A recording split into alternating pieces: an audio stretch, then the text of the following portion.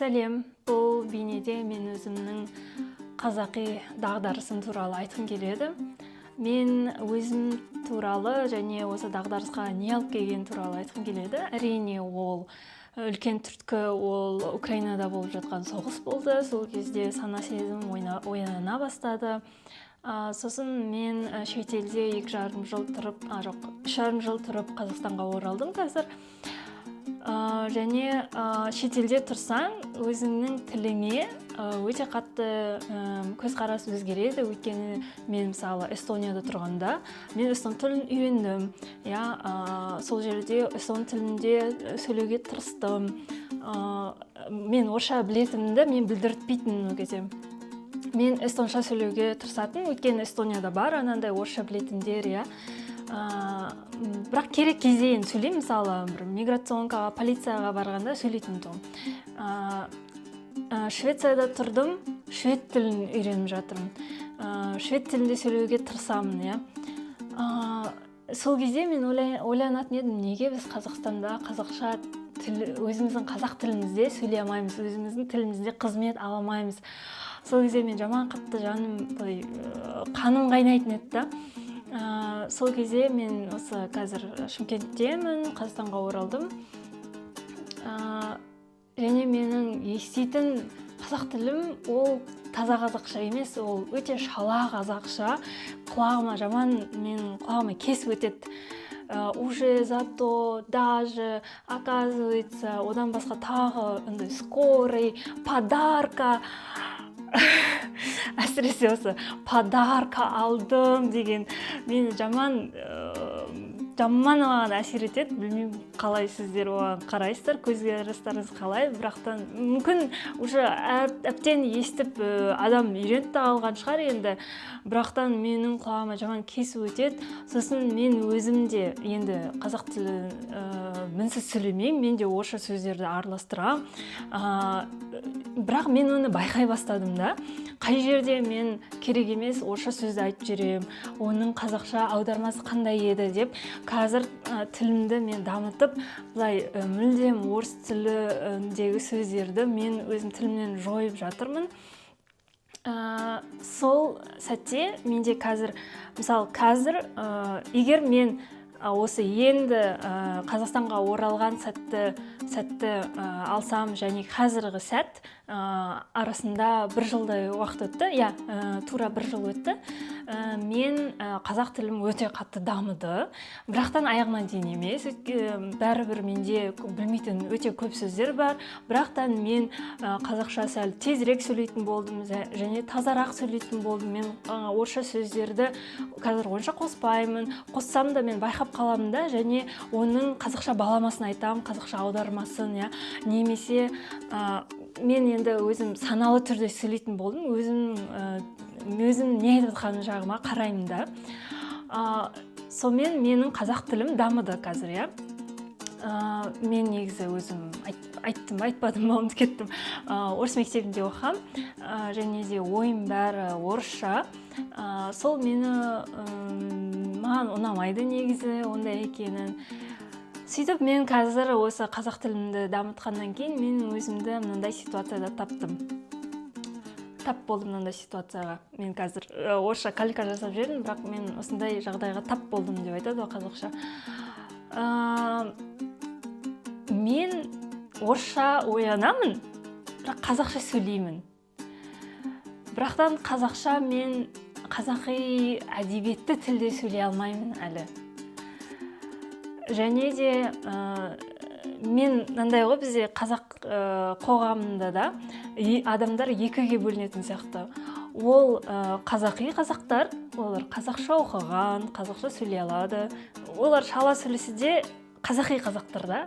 Біздің тіпті мен өзім байқаймын, туысқандарымның арасында, таныстарының арасында қазақша мектепті бітіріп отырып, бәрібір орысша қосады.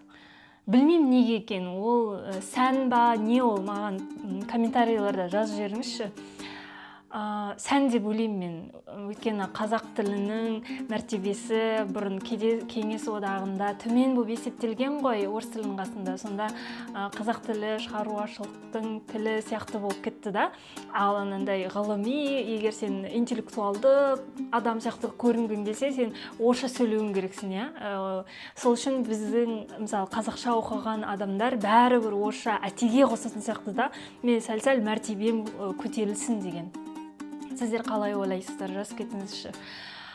Сол, қазақи қазақтар, олар қазақша ойланады, қазақша сөйлейді. Шала болса да, бәрібір олардың ойы қазақша. Және де орысша қазақтар деймін. Қалай айтсам екен. Қазақтар өздері енді ұлты қазақ, бірақтан олар өмір бақи тек қана орысша сөйлеп шыққан, қазақшаны түсінсе түсінеді, бірақтан мүлде сөйлемейді. Және енді мысалы үшінші ортаңғы топ, мүмкін мен сияқты қазақтар, олар орысша оқыған, бірақтан қазақша сөйлейді. Қазақша сөйлеуге кейбіреулер талпынады, кейбіреулер талпынбайды. Және де сол талпынатын қазақша сөйлеуге, таза қазақша сөйлеуге талпынатын адамдар өте аз. Және осы факті мені кішкене мұңайтады. Өйткені қоршаған адамдарға қарасам, ешкім өзінің тілін қалай сөйлеп жатқанын мүлдем бақыламайды. Таза сөйлеймін деген, таза қазақша сөйлеймін деген адамдарды мүлде арамда көріп тұрған жоқпын. Өзімді бір таза қазақ емес сияқтымын, өйткені ойым орысша. Анандай орысша сөйлейтін қазақтар да емеспін, өйткені қазақша сөйлеймін ғой. Мен өзімді кішкене біртүрлі сезінем, осы әсіресе біздің елде анандай бәрібір қазақтар орысша қосып қоя береді, понедельник, вторник деп сөйлейді. Мысалы, мен бейсенбі келсем бола ма десем, бейсенбі ол четверг па деп сөйтіп сұрайды.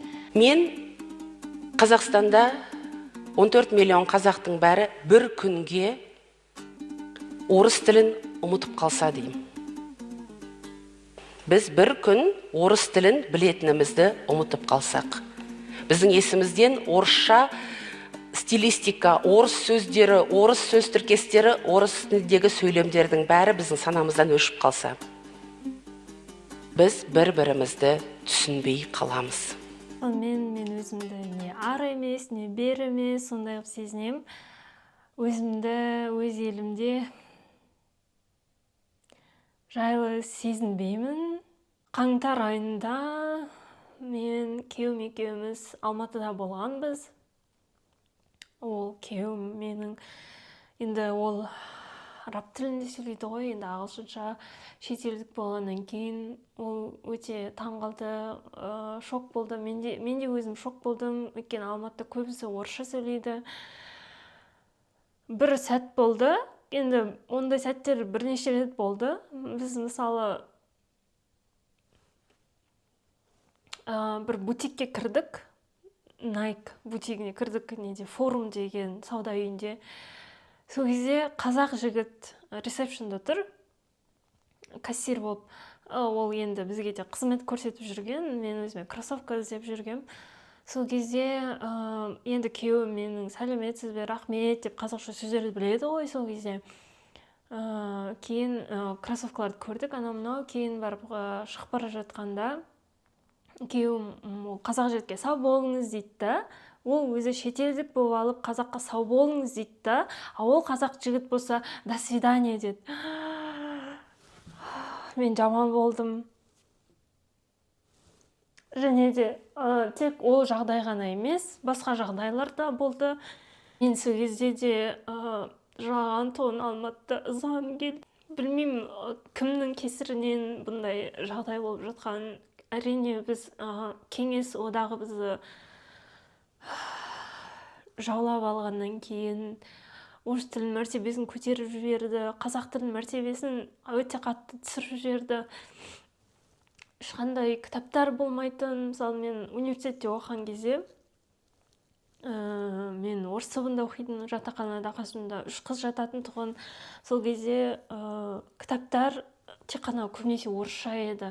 Мысалы матанализ, аналитикалық геометрия, біз оқитын тағы алгоритмі, сондай пәндер бәрі орысша еді. Қазақша бар шығар, бірақ өте аз, кітаптар жетіспейтінен сол есімде. Әрине адамдар оны көріп балаларын орыс мектебіне береді. Соған өте менің қатты жаным ашиды. Өздеріңіз пікірлеріңізді қалдырып кетсеңіздер өте қуанышты болар емін. Енді бұл жағдайда жылай да берсе болады, бірақтан әрине біз қолымыз келгенше іс-әрекет жасауымыз керекпіз. Өз басымыздан бастап, әрине ол саяси жағынан да реформалар керек, саясат өзгеру керек, бірақтан тіл мәселесі ешкімге қызық емес сияқты депутаттарға. Сол үшін біз өзімізден бастауымыз керек, өз басымыздан қазақша таза сөйлеуге ұмтылуымыз керекпіз.